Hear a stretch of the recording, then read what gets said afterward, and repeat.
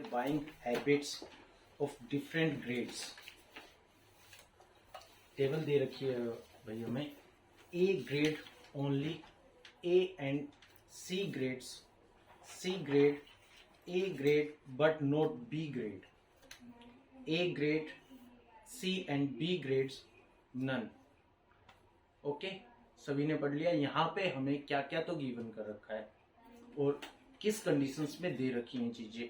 तो सबसे पहले एक यहाँ पे प्रॉब्लम क्या बनती है, जो हमारा first second third fourth column है ना, A grade but not B grade.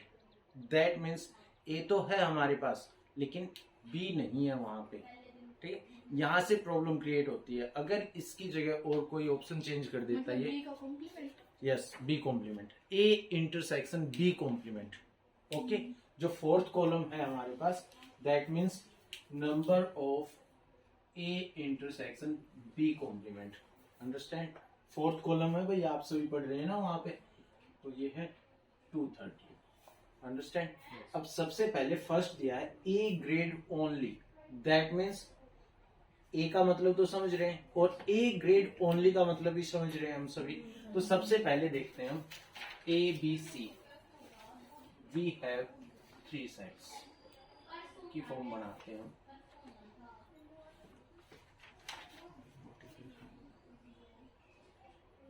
A B and C. Okay, A set में अगर ये ओनली की कंडीशन देता है तो दैट मीन्स जो ये पोर्शन है हमारा सिर्फ ये बचेगा ना हमारे पास. ओके, क्लियर है? तो यहां पे देता है कि A only, A grade only, that means 180. A and C grade, पहले सिर्फ मैं बता रहा हूं कि ए ग्रेड ओनली. ठीक है ना बात? ये पोर्शन बच रहा था ना भाई, ये तो टोटल ए था जिसमें और भी कुछ चीजें इंक्लूड थी हमारी. लेकिन जब इतने पोर्शन को मैं यहां से हटा देता हूं और सिर्फ इतने की बात करता हूं तो ये कितना है हमारा ए ओनली. अंडरस्टैंड? तो नेक्स्ट में दिया है हमें A and C. That means number of A intersection C is 80. A and C, A और सी का जो पोर्शन है, तो ए और सी के लिए देखते हैं भाई. तो क्या बचता है हमारे पास, सिर्फ एक बार समझें चीजों को. A and C, that means ये पोर्शन इंक्लूड है ना, यहां से यहां तक का ये पूरा. Okay, clear? A and C, तो वो दिया है हमें 80. अंडरस्टैंड? नेक्स्ट देता है सी ग्रेड. अब सी में तो इसका मतलब ये भी इंक्लूड है, ये भी है और ये भी है और ये भी है. ठीक है ना बात? तो नंबर ऑफ सी दिए 480. अंडरस्टैंड? अभी आप इसको ए इंटरसेक्शन बी कॉम्प्लीमेंट को डिनोट नहीं करेंगे कहीं पे भी. अगर हम करते हैं तो A intersection B complement, that means B को तो हम क्या कर रहे हैं, एक्सक्लूड. ठीक है ना बात? तो बी हटा दिया गया तो उसके साथ इंटरसेक्ट कंडीशन क्या है, इसका मतलब ए ही बचता है ना हमारा, एक तरीके से देखा जाए तो. तो नेक्स्ट पे आ जाओ. यहां से ए ग्रेड दी है भाई, number of A 360. That means whole of this कितना है हमारा 360. ऊपर क्या था, ए ग्रेड ओनली. ये टोटल तो हमारा 360 है और ये पोर्शन क्या था हमारा 180. Okay, next C and B grade. Number of C intersection B is again 80. C and B, तो कौन सा एरिया इंक्लूड होगा भाई, यहां से लेके ये portion. Okay, now next none 140. इसका मतलब 140 वो है जो इन तीनों में कहीं पे भी नहीं नजर आएंगे हमें. Okay, clear? अब देखते हैं. ये पोर्शन मैंने ए लेट कर लिया, B C D E F and G लिख सकते हैं भाई हम ऐसा. ठीक है, अब डाटा कलेक्ट करते हैं हम यहां से. ठीक है ना बात? इक्वेशंस से ही हम इजी सोल्व कर पाएंगे. तो ए कौन सा पोर्शन है भाई हमारा, इतना है ना. ठीक है, तो ए कितना आ गया भाई हमारे पास 180. Is it clear? तो ये है हमारा 180. ओके, अब मैं देखता हूं जो पोर्शन ए एंड सी दिया था उसने कितना 80. ओके, तो ए एंड सी में कौन है include, B plus C is equal to 80। Is it clear? ये बात आ रही है ना सभी को समझ में? Okay clear. अब नेक्स्ट चलते हैं हम। नंबर ऑफ C से आगे नंबर ऑफ A है, C इंटरसेक्शन B। C और B में कौन कौन इंक्लूड है भाई? C और B में है हमारे पास C plus E, that means कितना? 80। ओके अगर मैं बात करता हूं सिर्फ A, तो मुझे टोटल दिया गया है ना भाई, तो A कितना है हमारे पास? 180। यहां से पहले देखते हैं, plus B plus C plus D is equal to 360। Clear है ये बात सभी को? आगे होगी ना समझ में? अब मैं थोड़ा सा ध्यान देता हूं, यहाँ पे भी तो मुझे कितना दे रखा है, पहले इसे और सॉल्व करते हैं। B plus C plus D is equal to 180। 360 माइनस 180 180। Okay this one is fourth one. Is it clear? तो यहां से मैं क्या निकाल सकता हूँ? B प्लस C किसके इक्वल है भाई हमारे पास? 80। तो यहाँ पे हम सब्स्टिट्यूट कर सकते हैं ना, तो मुझे D की और वैल्यू मिल जाती है, इजी हो जाएगा और ज्यादा। 80 plus D is equal to 180। Okay तो D कितना आ गया भाई? 100। ओके A आ गया, D आ गया हमारे पास। क्लियर है बात? अब देखते हैं, हमारे पास दूसरी वैल्यू है नंबर ऑफ C की। नंबर ऑफ C, तो नंबर ऑफ C किसके इक्वल है बच्चे? B plus C plus E plus F is equal to number of 480। Okay clear है बात यहां तक की? अब यहां से देखते हैं कौन कौन सी वैल्यूज हमारे पास यहाँ पे हमें मिल सकती हैं। C प्लस E तो है भाई आपके पास, कितना है C प्लस E? 80 है। ओके तो मैं यहाँ पे क्या करता हूँ, B plus 80 plus F is equal to 480। Understand? कोई भी मेथड अप्लाई करें आप, कोई दिक्कत नहीं है। तो B plus F is equal to fifth one. Clear है यहां तक की भी बात? आफ्टर दैट चलते हैं भाई, हमने किन किन की वैल्यू लिख ली? नंबर ऑफ A लिख चुके हैं, नंबर ऑफ C लिख चुके हैं हम, number of A intersection C लिख चुके हैं ना भाई 80। C इंटरसेक्शन B और C की वैल्यू भी तो रख सकते हैं। हाँ बिल्कुल रख सकते हैं 80। तो E प्लस F बच जाएगा आपके पास, तो कोई इफेक्ट नहीं है। E प्लस F में भी बचा सकते हैं आप। बात ये है, हमें इक्वेशंस बनानी है यहाँ से, जितनी भी इक्वेशंस हम बना सकते हैं ना, ताकि मैं उन्हें इजीली सोल्व कर सकूं फिर बाद में। ठीक है ना बात? अब देखो टोटल B कितना है भाई हमारे पास? B दे रखा है हमें, निकालना है हमें। नहीं ओनली B है या फिर B निकालना है हमें? How many by B grades. Okay after that 360 है, 80 है, 140 है। ओके तो देखते हैं भाई, 180 A ग्रेड के लिए था। अब इन्हें सोल्व करते हैं भाई।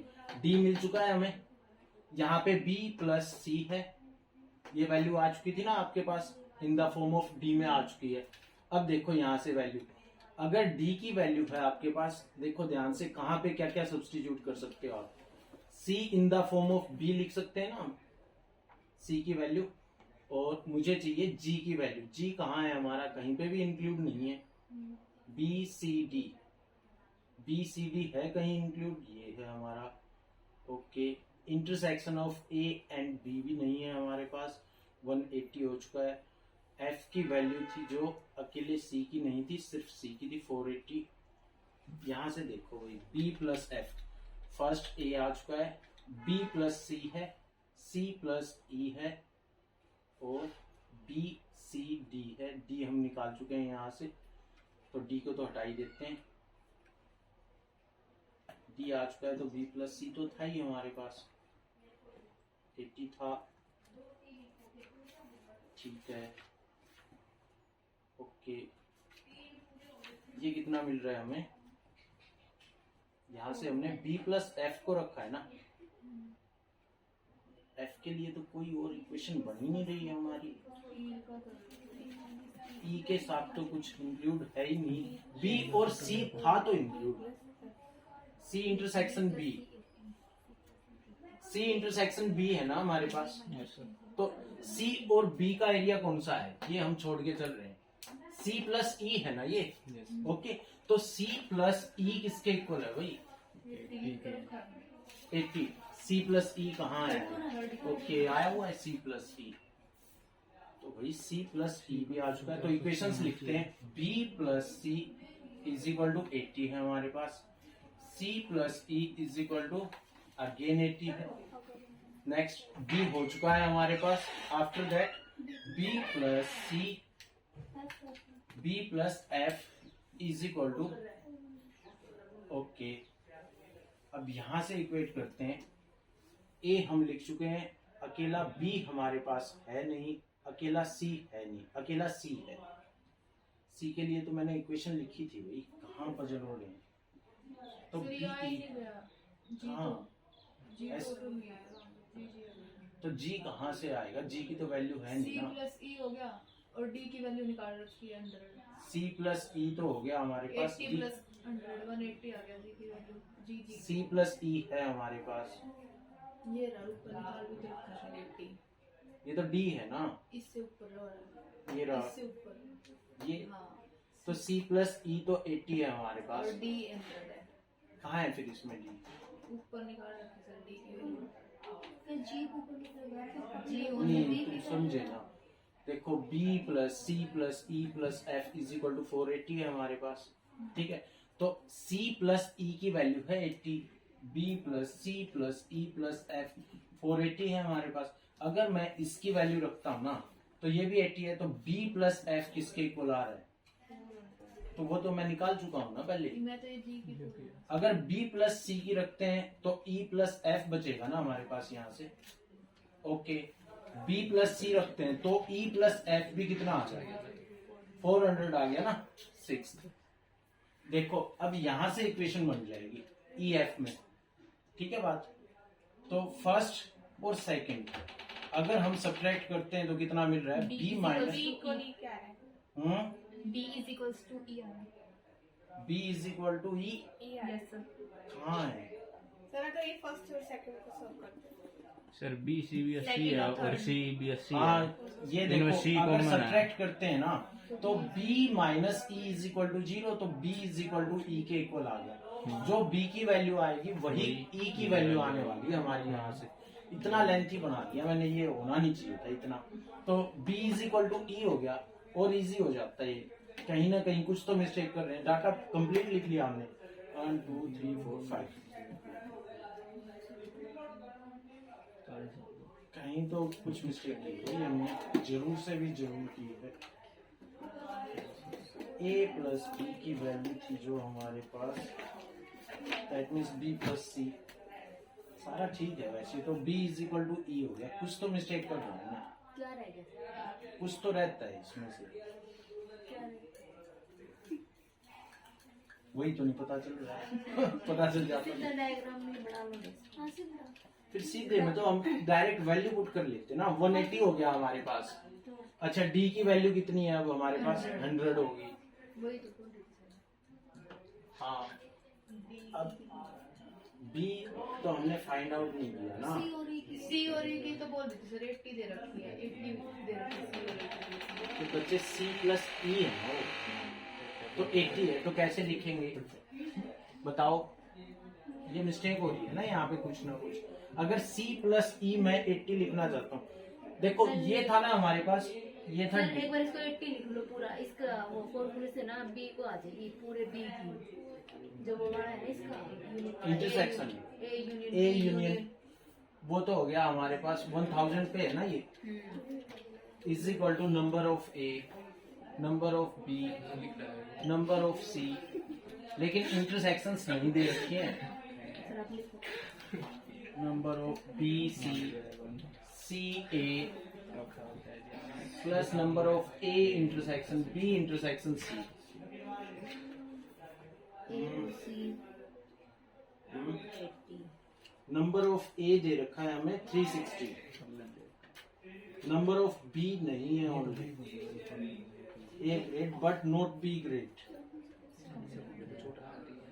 अगर यहाँ से इसमें वो कर लो क्या करें, तो सर एक बार जैसे ये दे रखा है ना, ऐसे कैसे इसमें बना दो डायग्राम में।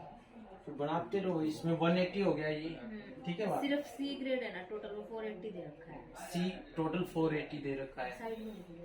अब वो तो हो गया, ये लिख तो रखा है नहीं यहाँ पे 480 के equal number of C that means B plus C plus E plus F is equal to 480। A grade but not B grade. हाँ ए में है लेकिन बी में नहीं है, तो दैट मीन्स 180। ए में तो है लेकिन बी में नहीं है, बी वाला छोड़ दो। 180 वो है। 180 ये है तो 230 है, तो दैट मीन्स 50 आ गया। हाँ, और ई भी 50 आ हाँ गया। अगर और ये C 50 आ 30 गया ना, 1 मिनट रुक जाओ भाई, ठीक है ये भी बात यहाँ से भी हो रहा है लेकिन यहाँ से नहीं, क्यों नहीं हुआ ये बी था ना हमारा, ओके वो डी C 30 आ गया। हाँ अब तो आ जाएगा। ई 50 आ गया।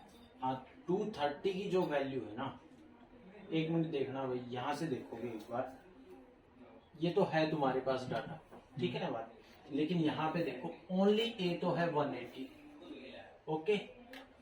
अब जब तक हमें डी नहीं मिलेगा ना, तो इसमें भी तो प्रॉब्लम आएगी। ये तो डायरेक्ट आ गया तुम्हारा, तो इसका टोटल देखो ये कंडीशन है, ये कंडीशन है 180 है, ठीक है ना बात, ओनली ए है हमारा 180। अब ये कह रहा है ए इंटरसेक्शन बी कॉम्प्लीमेंट, इसका मतलब है बी को तो छोड़ दिया जाए, तो बी का पोर्शन कौन सा है, ये वाला बी में इंक्लूड है ना, ठीक है ना बात। अगर बी को छोड़ दिया जाए तो इसका मतलब कौन सा पोर्शन बच गया, 180 एंड प्लस में दिस पार्ट, यहां तक का बचता है ना हमारा। अगर यहां तक का बचता है तो that one portion also include, ये तो 180 है हमारे पास, और ये टोटल कितना है 230 है, ठीक है ना बात। तो 230 minus 180 that means we get 50। Clear है ना ये बात, तो आगे होगी समझ में, ठीक है। इसका मतलब अब ये सी का पोर्शन बचता है हमारे पास, सी तो 30 आ गया, तो दैट मीन्स सी कितना आ गया हमारा, 40। क्योंकि ये दोनों इंक्लूड होके कितने थे, 80 थे ना हमारे पास, तो 50 है तो वो 30, और जो हमारे पास C प्लस E था वो कितना है वही 80, तो that means it is also 50, ठीक है ना बात। टोटल C कितना था हमारे पास 480, तो दैट मीन्स 480 माइनस 130, ये 350 आ गया। तो दैट मीन्स 350। क्लियर, आगे होगी बात समझे। तो B कितना है हमारे पास, B हमें निकालना ही था, ठीक है ना बात। तो इसका मतलब हमें सिर्फ और सिर्फ G की वैल्यू निकालनी है। क्लियर यहाँ तक की बात। तो ये कितना हो गया हमारे पास 130 50। अगर मैं सिर्फ G की बात करता हूँ, सारी वैल्यू आ चुकी है हमारे पास, तो रख दो कहीं पे भी रख दो G के लिए। तो क्या क्या थे, ये D था और ये E था, D E F लिया था ना हमने, ओके। सी ये C लिया था, बीच में C था और ये E। चलो कोई इफेक्ट नहीं। तो सभी का सम कितना आ गया हमारे पास, D plus C plus E plus G, okay. या फिर डायरेक्ट भी मिल गया होगा तुम्हें, यहाँ से अब वैल्यू आ जाएगी, ठीक है ना बात। तो यहाँ से वैल्यू निकालेंगे तो ये कितनी आ जाएगी हमारे पास, 100 पे काम नहीं कर रही है ये। अब एक कंडीशन और बचती है आपकी, ध्यान से पढ़े। इसने कहा नन 140, तो इसका मतलब 140 एक्सक्लूड करेंगे तो 860, तो हमारे पास टोटल कितना है अब, ये बात ध्यान रखना, ठीक है ना बात। तो नंबर ऑफ ए हमें टोटल मिल चुका है, वैसे भी दे रखा है कितना है 360। नंबर ऑफ बी कितना है वही हमें फाइंड आउट करना, हाँ 360 प्लस में नंबर ऑफ बी का जो हमारे पास हमें फाइंड आउट करना है, ये कंप्लीट। नंबर ऑफ सी हमारे पास है, काउंट कर सकते हैं कितना है 480। भाई number of A intersection B कितना है हमारे पास 180, यस 130। बी इंटरसेक्शन सी देखो कितना आ गया 80 ओनली। सी इंटरसेक्शन ए कितना आ गया भाई 80, एंड तीनों में इंक्लूड कौन है 30। तो नंबर ऑफ बी निकाल लो, यहां से कितना आ गया, करो सब्ट्रैक्ट, 860 280, ठीक है ना बात। तो number of B is equal to 280, तो ये भी आ गया हमारे पास 280। तो यहाँ से भी ये सोल्व होना चाहिए था। जो b इज इक्वल टू ई आ गया ना हमारा, इससे भी सोल्व हो सकता है कहीं ना कहीं। फिर वही है, यहाँ से हम वैल्यू जब रिप्लेस करेंगे ना ई में बी में, तो थोड़ा लंबा चला जाएगा। ये ठीक है बात, यहाँ से करो। आगे बात समझिए। अच्छा, अब कंप्लीट डाटा है आपके पास। अब क्या करते हैं, नेक्स्ट पे चलो, इसी का part. As per question number 80 with the same order of options A, B, C and D, how many buy C grade if and only if they do not buy B grade? जो सिर्फ C grade खरीद रहे हैं लेकिन B नहीं भाई, तो देखो C है लेकिन B को हटा देते हैं यहाँ से, तो कितना बच गया? 400 बच गया ना, सभी को पता चल गया होगा। ठीक है, सम कर देंगे रिमेनिंग का। ठीक है, C को हटा के। नेक्स्ट वही, as per question number 80 with the same order of options A, B, C and how many buy C and B grades? C and B grades but not the A grade. लेकिन A नहीं खरीदेंगे। C और B में जो जो include है लेकिन A में इंक्लूड नहीं होना चाहिए वो। तो इसका मतलब कौन सा पोर्शन बच गया हमारे पास? Only this 50। क्लियर है ना? आगे होगी बात समझ। अच्छा भाई, यही थे, ये तीनों थे 80 पे बेस्ड। ठीक है, कंसीडर द फॉलोइंग डाटा। देखो जो यहाँ पे टेबल बना रखी है ना, उस पे बेस्ड है बिल्कुल क्वेश्चन, वहीं से इजी सोल्व होने लायक है। तो देखना, if SMLTI denote short medium long terms skilled and indirect workers respectively, find the number of workers in set M। सबसे पहले तो जो जो डिनोटेशंस दे रखी है ना, S, M, L, T and I, ठीक है ना बात, टेबल बना रखी है भाई तुम्हारे सामने। फर्स्ट तो दे रखा है शॉर्ट टर्म्स के लिए, शॉर्ट टर्म्स। M दे रखा है मीडियम के लिए, मीडियम टर्म्स। L दे रखा है लॉन्ग के लिए, लॉन्ग टर्म्स। T हमें दे रखा है स्किल्ड के लिए। ओके, ये ध्यान रखना भाई, ये स्किल्ड के लिए दिया है, यहाँ मिस्टेक हो गई हमसे। ठीक है, इस क्वेश्चन में थोड़ा सा पजल सिस्टम जो ये बताएगा। एंड I दे रखा है हमें इनडायरेक्ट के लिए। ओके, क्लियर है ना? अब देखो टेबल पे ध्यान देना थोड़ा सा। ये कहता है कि number of workers in set M, that means table जो हमारी बना रखी है उसमें शॉर्ट टर्म की है फर्स्ट, सेकंड दे रखी है मीडियम और थर्ड दे रखा है लॉन्ग टर्म्स। यहाँ पे डाटा दे रखे हैं भाई उसने 6, 8, 10, 20।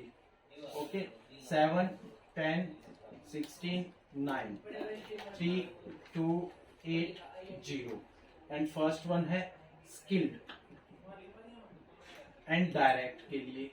सेकंड वन है हमारे पास अनस्किल्ड के लिए एंड डायरेक्ट इसमें भी यूज है भाई, ये ध्यान देना। थर्ड में है स्किल्ड एंड इनडायरेक्ट। फोर्थ में है अनस्किल्ड एंड इनडायरेक्ट। ठीक है, अब देखो भाई क्वेश्चन में क्या पूछता है अब हमसे। Find the number of workers in set M। बिल्कुल सामने है, M से डिनोट किसको कर रहा है भाई? मीडियम को। That means in that set addition of all this. ठीक है बात, तो दैट मीन्स 42। Okay, clear? 83 का क्या आ गया भाई? ये आ गया। नेक्स्ट पे चलते हैं 84 पे। Consider the problem number 83। Clear है ना ये बात? तो आगे होगी सभी को समझ में। And find the number of workers in set L intersection I। देखो अब यहां से प्रॉब्लम क्रिएट स्टार्ट होगी। L इंटरसेक्शन I, L किसके लिए है भाई? लॉन्ग टर्म के लिए। I किसके लिए है? इनडायरेक्ट के लिए। ठीक है ना बात? उसमें देखना आप बुक में, यहाँ पे थोड़ा लिखने में भी वो है, तो वो ध्यान रहेगा तुम्हें। इनडायरेक्ट वर्कर्स के लिए 2 कॉलम्स है भाई आपके पास। ठीक है ना बात? ये मीडियम फर्स्ट क्वेश्चन को रफ कर रहा हूं मैं यहाँ से इसको, तो सेकंड के लिए बात करते हैं हम। 2 टर्म्स दिए हैं इसने, एल एंड ओ आई का इंटरसेक्शन चाहिए। एल कौन है भाई हमारे पास, दिस वन, अंडरस्टैंड, ठीक है। और आई के लिए कौन कौन है हमारे पास, एक तो है स्किल्ड एंड इनडायरेक्ट और अनस्किल्ड एंड इनडायरेक्ट। ओके, आई से वही डिनोट कर रहा था, तो that means that portion, yes sir. Understand. तो इंटरसेक्शन पार्ट कौन सा है हमारा, स्किल्ड स्किल्ड दे रखा है सर। हाँ, स्किल्ड एंड इनडायरेक्ट, हाँ फिर ये skilled and indirect worker and unskilled and indirect worker, ठीक है, इनडायरेक्ट वर्कर्स, ठीक है, क्लियर है। इंटरसेक्शन तो यही पोर्शन हो गया ना, यस सर। तो कितना आ गया भाई टोटल, 8, 8 आ गया। ठीक है बात, ये है 84, क्लियर। ये बात आ गई क्या समझ में, यस सर। ठीक है। अगर सिर्फ स्किल्ड एंड इनडायरेक्ट दे रखा है ना बच्चे, स्किल्ड एंड इनडायरेक्ट, तो क्या हो जाएगा, ये पोर्शन हमारा इंक्लूड नहीं होगा, तो सिर्फ ये रह गया।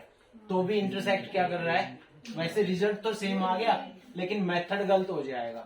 यहाँ पे अगर 0 नहीं होता ना, कुछ और होता तो वो भी तो ऐड हो जाता फिर, ये बात क्लियर है। लेकिन उसमें वो दे रखा है, इसमें ये दे रखा है। अगर उसमें वो है तो सिर्फ 8 आ गया वहां से आंसर, ओके। अगर यहाँ पे डाटा चेंज हो जाता तो वो इंटरसेक्ट में आ जाता टोटल, तो हम उसे भी इंक्लूड करते हैं यहाँ से, क्लियर है। नेक्स्ट 85th पे आओगे भाई, क्या देता है 85th, consider the problem this and find the number of workers in set S intersection T intersection I. ये बात क्लियर है भाई। देखो एक बार फिर से मैं इसे रफ करता हूं, उन्हीं के रिगार्डिंग चलते हैं। वैसे आप लिख के भी इन्हें सोल्व कर सकते हैं, लेकिन थोड़ा लेंथ ही चला जाएगा। और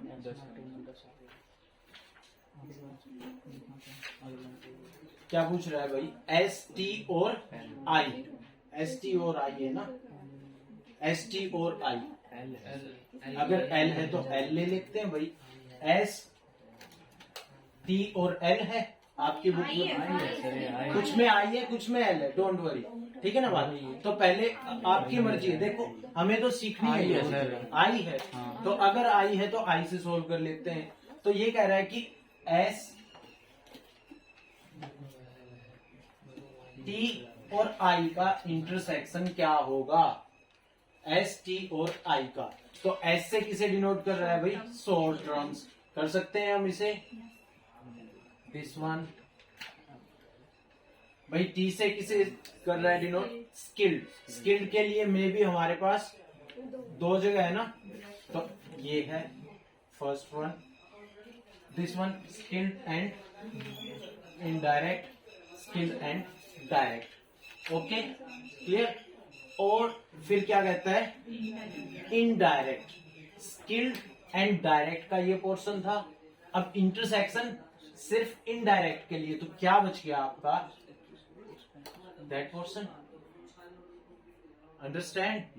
बात आ रही है या नहीं समझ में, ठीक है बात। तो 10 ही बच गया ना हमारे पास, तो 85th का क्या आ गया हमारा 10, ओके। बात आ गई होगी समझ में। चले नेक्स्ट, क्या कह रहा था, एस इंटरसेक्शन टी इंटरसेक्शन आई, आ गया होगा। चलो तो नेक्स्ट 86 पे चलता हूं भाई, question number 86। Consider the problem number this and find the number of workers in set M union L intersection T union I, ठीक है बात भाई। देखो एम यूनियन एल, तो दैट मीन्स कौन कौन सा पोर्शन हो जाएगा भाई। अब तो आप डायरेक्ट सारी चीजें आ गई होंगी तुम्हें समझ में, किस तरीके से कर रहे हैं हम इसे, कर सकते हो इजी। तो देखते हैं तो कौन कौन सा पोर्शन आ गया भाई यहां से।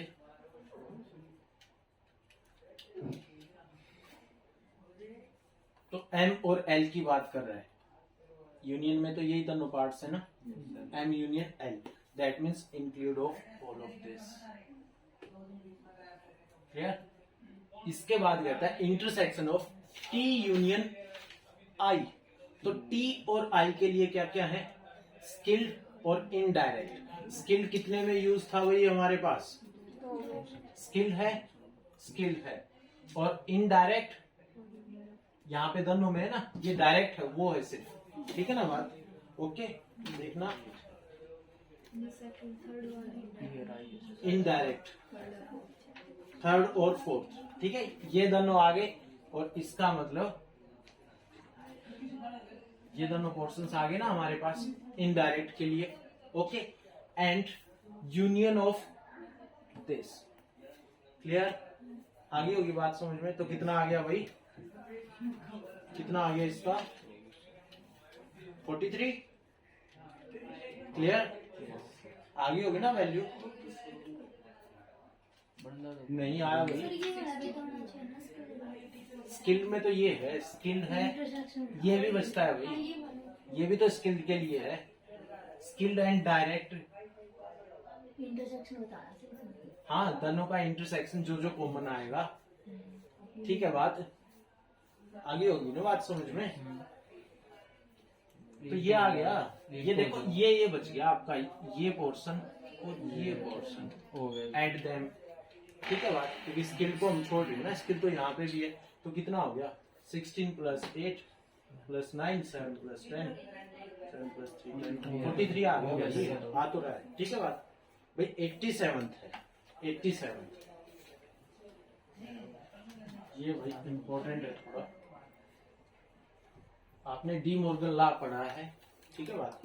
या फिर उसके अलावा दो फॉर्म बनती है, consider the problem number 83 and find the number of workers in set. ध्यान से देखना भाई क्या क्या दिया है, S complement union, S complement intersection I and whole complement, clear है बात। अब जो ये फॉर्म बनती है ना आपकी यूनियन की फॉर्म में, तो कॉम्प्लीमेंट्स सबसे पहले देखो आप, एस कॉम्प्लीमेंट इंटरसेक्शन आई, एस का कॉम्प्लीमेंट क्या है भाई, शॉर्ट टर्म। ये कहते हैं कि इसे छोड़कर, इसे छोड़ देते हैं, इसे छोड़ देते हैं और आई के साथ दो टर्म्स थी आपकी, इसे छोड़ देते हैं, ये तो पहले ही छोड़ दिया, और क्या कहता है इंटरसेक्शन ऑफ ओनली आई, ठीक। तो क्या पोर्शन, ये तो छूट ही चुका था, तो ये पोर्शन तो आपका इंक्लूड हो जाता है, इंक्लूड नहीं, आई भी तो छोड़। ठीक, इंटरसेक्शन आई है, होल का कॉम्प्लीमेंट दिया गया भाई बाद में, ये ध्यान से देख लेना, यहाँ मिस्टेक होगी बस, ठीक है ना बात। तो ये कहता है एस कॉम्प्लीमेंट इंटरसेक्शन आई की बात कर रहा हूं बच्चे में, ठीक है ना बात। तो आई तो है आपके पास कितने, ये दोनों है ना, और ये कहता है देखो इंटरसेक्शन निकालना है, ये दोनों है आपके पास, और ये हम छोड़ चुके हैं, तो क्या बचता है, यही पोर्शन बचता है ना आपका, क्लियर है ना ये बात, तो समझ में आ रही है। लेकिन अब ये कहता है कि इस पूरे का भी कॉम्प्लीमेंट, तो दैट मीन्स ये पोर्शन बच रहा था ना आपके पास, अगर मैं इसका कॉम्प्लीमेंट करता हूं तो बाकी सारा बच गया ना, क्लियर है ना ये बात, तो बाकी सारा बच गया आपके पास। आई क्या बात समझ में, फिर से बोल रहा हूं मैं, ठीक है ना बात, फिर से बताता हूं, एस कॉम्प्लीमेंट इंटरसेक्शन आई, सबसे पहले तो एस कॉम्प्लीमेंट देखना है मुझे, एस का कॉम्प्लीमेंट क्या कहता है, दैट मीन्स सिर्फ इसे हटा दिया, हट गया ये, तो बच गए क्या, ये दो बच गए ना हमारे पास, ठीक है ना बात। अब ये कहता है कि आई, आई कौन है हमारे, दो है, ठीक है, ये तो हट चुका था, इसके हटने के बाद ये सारा बच गया, ये दोनों बच गए ना, एम यूनियन एल बच गया आपके पास। अगर मैं इसे हटाता हूं तो कौन बच गया, एम यूनियन एल, ओके। और एम यूनियन एल का इंटरसेक्शन किसके साथ है, किसके साथ, आई के साथ, ठीक है। एम यूनियन एल तो ये दोनों पोर्शन थे हमारे, ठीक है, और आई कौन थे, दिस वन, तो यही बचा ना आपके पास। और ये कहता है अब इस पूरे का क्या कर दिया जाए, कॉम्प्लीमेंट। अगर इसका कॉम्प्लीमेंट कर दिया मैंने तो ये सारा बच गया ना आपके पास, क्लियर है ना बात, पक्का। तो ये पोर्शन बच गया। अब यूनियन कहता है इस पूरे के साथ एस के कॉम्प्लीमेंट की, अगर ये सारा बच गया था, ये तो बचा हुआ था आपका पहले ही, तो ये सारा फिर से आ गया, तो ये भी बचा हुआ था ना यहाँ पे, तो क्या आ गया, होल ऑफ दिस। आई बात समझ में या नहीं आई है अभी, फिर से देखो तुम इस चीज को, ये इंपॉर्टेंट है बात कि दूसरा डी मॉर्गन लॉ तो आपको पता ही है, वो भी अप्लाई करते हैं तो automatic union of all this आ जाती है। सभी का यूनियन करो भाई एक बार, देखो कितना रिजल्ट आ गया। Union of all this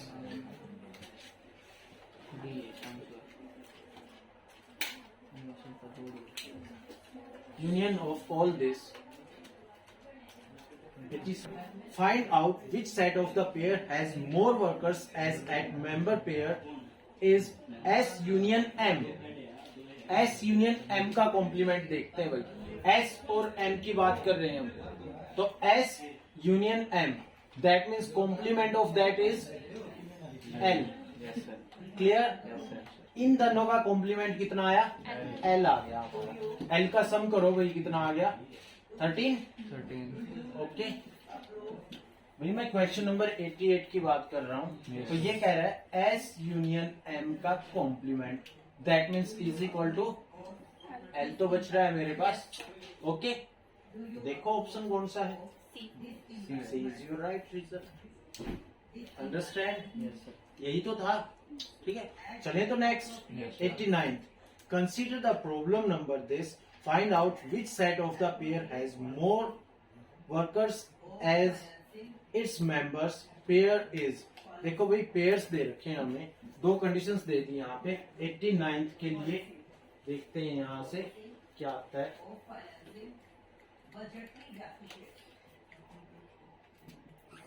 I intersection T complement of this और S minus I intersection S complement. ठीक है बात भाई, देखते हैं। सबसे पहले बात करते हैं I इंटरसेक्शन T। पहले तो हम I इंटरसेक्शन T निकालते हैं। T के लिए कौन कौन सी टर्म्स हैं भाई हमारे पास? T था स्किल्ड के लिए। ओके, तो this one is T, skilled and direct and skilled and indirect. Okay, understand? ये दोनों ही पार्ट्स हैं। तो ये तो टी के लिए था, हमें क्या निकालना है? आई इंटरसेक्शन टी। आई के लिए कौन कौन है भाई? इनडायरेक्ट। इनडायरेक्ट में कौन कौन है हमारे पास? These two. ओके, तो दोनों में इंटरसेक्ट क्या पोर्शन कर गया? स्किल्ड। ठीक है, ये वाला ना, ये दोनों पोर्शन थे। टी के साथ कौन इंटरसेक्ट कर गया? ये portion. And after that complement of this. ठीक है बात? I intersection T. I intersection T मुझे कितना मिल चुका है भाई? ये portion. Okay, that means complement of this is remaining all. Yes sir. ये सारा रिमेनिंग सम कर दो भाई, इसका इसका इसका। ठीक है, और सेकंड कंडीशन पे चलते हैं, फिर हमें पता चल जाएगा कि क्या कंडीशन आने वाली है। बात आ गई बच्चे ये समझ में? पक्का? ठीक है बात? ओके, चलो तो नेक्स्ट पार्ट क्या कहता है? एस माइनस को छोड़ देते हैं पहले हम। ठीक है ना बात? तो ये कहता है आई इंटरसेक्शन एस कॉम्प्लीमेंट। एस का कॉम्प्लीमेंट कितना आ गया भाई? ये दोनों। अगर आई के साथ इंटरसेक्ट किया जाए तो ये दोनों, सिर्फ ये दोनों बच्चे। ठीक है ना बात? और ये कहता है कि एस में से सब्ट्रैक्ट किया जाए इसे, तो ये दोनों भी हट गए। टोटल कौन बच गया? एस। यस। पक्का ना? देखो कोई भी सेट लेते हैं, इसे तो बिल्कुल सोल्व करने की जरूरत नहीं है हमें। ये कहता है कि एस कोई भी सेट है, इसके रिगार्डिंग नहीं, वैसे कह रहा हूं मैं 1 2 3 4 5 और कोई भी दो चीजें दे दी गई हैं हमें, कोई भी दो चीजें हैं, P और Q मान लेते हैं। दैट मीन्स इसके पास 3 है, Q के पास 4 है। अगर इसमें से ये कहता है ये हटा दिए जाए तो जो कॉमन है सिर्फ उसे छोड़ के सिर्फ एस ही तो बचता है हमारे पास, जितना भी बचता है। ओके, उसी के तो रिमेनिंग पार्ट्स बचते हैं हमारे पास। क्लियर है? तो दोनों का सम करें, क्या ग्रेटर आएगा, क्या लेस देन आएगा, क्या इक्वल टू आएगा, या फिर कोई कंडीशन सेटिस्फाई नहीं करेगा। Okay clear? तो नाउ क्वेश्चन नंबर 90। ओके, देखो 90 नंबर क्वेश्चन पे चलते हैं, काफी क्विक करेंगे। कर दूं भाई इसे rough? Out of 1000 students 658 failed in the aggregate, 166 in the aggregate and in group first, 434 in aggregate and in group second, 372 in group first, 590 in group second, and 126 in both the groups. Find out how many failed in all the three. ठीक है बात. अब क्या क्या conditions दी हैं. अगर मैं set की बात करता हूं तो एक तो एग्रीगेट के लिए दिया है, एक ग्रुप फर्स्ट दिया है और एक ग्रुप सेकंड दिया है. ठीक है ना बात. और मुझे बताना है how many failed in all the three. अब इसका मतलब तीनों का इंटरसेक्शन ही तो बताना है हमें. ठीक है ना बात. तो डायरेक्ट करते हैं इसे. देखो टोटल कितना है भाई 1000 है. तो फर्स्ट ग्रुप के लिए जो एग्रीगेट है एक जगह तो एग्रीगेट है. ठीक है बात. सेकंड है फर्स्ट ग्रुप और थर्ड है सेकंड ग्रुप. एग्रीगेट के लिए वैल्यू कितनी दी है भाई नंबर ऑफ 658. ओके नेक्स्ट के लिए कितनी दी है. नहीं बच्चे सर ध्यान ये से पढ़ो. एग्रीगेट की वैल्यू 166 है. सर ये एग्रीगेट में फेल हुआ है, उनकी है वैल्यू 658. यस फेल्ड हुए हैं जो. Okay number of failed in aggregate, number of failed in group first, number of failed in group second. Okay ध्यान से पढ़ें. 568 तो उसके लिए है. नेक्स्ट देता है 372 इन ग्रुप फर्स्ट. ध्यान से क्वेश्चन को पढ़ना है. यहाँ पे सिर्फ यही है पजलिंग और कुछ नहीं है. बाकी बिल्कुल इजी क्वेश्चन है. 372 एंड ग्रुप सेकंड में 590 इन ग्रुप सेकंड. ओके 590 यहाँ के लिए दिए हैं ग्रुप सेकंड के लिए. और 136 Clear? दोनों ग्रुप में. अब देखो ये अब पढ़ना. Failed in the aggregate 166 in the aggregate and in group first. तो इसका मतलब A intersection first is 166. Understand. Yes. Next पढ़ो. A aggregate 434 in aggregate and in group second. तो number of A intersection in second 434. Okay next and 126 in the both the groups. ठीक है किस किस में. In First, group second. First and second. Okay number of first intersection second is 126. Clear. हमें find क्या करना है. Number of aggregate intersection first intersection second. Is it clear. फार्मूले में रखते हैं वही सबसे पहले. तो कितना आ गया हमारा 1000. डायरेक्ट सोल्व कर लो वही. 658 प्लस 372 प्लस 590 माइनस 166 434 126 प्लस में जो भी निकालना है x. देखो भाई कितना आ गया सोल्व करके. ये आ गया आपका 106. Number of A intersection I intersect first intersection second. Is it clear. ठीक है. अब आप फटाफट रिमेनिंग पार्ट्स को सोल्व कर सकते हैं. Aggregate first and this one is second group. Clear है. अब तीनों के लिए आपके पास पोर्शन है. ओके ये कितना था. तीनों का इंटरसेक्शन कितना है 106. अब दो का तुम्हारे पास है एग्रीगेट एंड आई के लिए. फर्स्ट के लिए 166 है. That means this one is 60. This one is remaining 20. 328 तो 136 ये बचेगा. 164 ये 186 दिस वन. क्लियर. समझ रहे हो ना. एक बार अगर हमें सभी का इंटरसेक्शन मिल जाता है तो इजिली सोल्व कर सकते हैं. ठीक है. अब देखो 90 के बाद 91. 90 का क्या आ गया 106. Yes sir. ये पार्ट हाँ यही है. Question number 90. Question number 91. How many failed in the aggregate but not in group second. कितने फेल हुए भाई एग्रीगेट में लेकिन but not in group second. Second में नहीं होने चाहिए वो. तो देख लो अब यहाँ से क्या क्या बचता है आपका. 224 बचेगा. 224. बिल्कुल साफ है. ठीक है ना. बात क्लियर है यहाँ तक की बात. Yes sir. Sum of this. ठीक है. चलो तो नेक्स्ट 224 आ गया ना भाई. B part 92. Group first but not in the aggregate. First में हो लेकिन 206. एग्रीगेट में ना हो. 206. क्लियर. आगे होगी बात समझ में. भाई तू तो बहुत तेज हो गया है. सबसे तेज बच्चा ये है यहाँ से, है ना. चलो next. Failed in group second but not in group first. 4 6 4. हाँ चलो हो गए भाई, अब तो यहीं रुकना पड़ेगा। तो पहुंच जाएगा।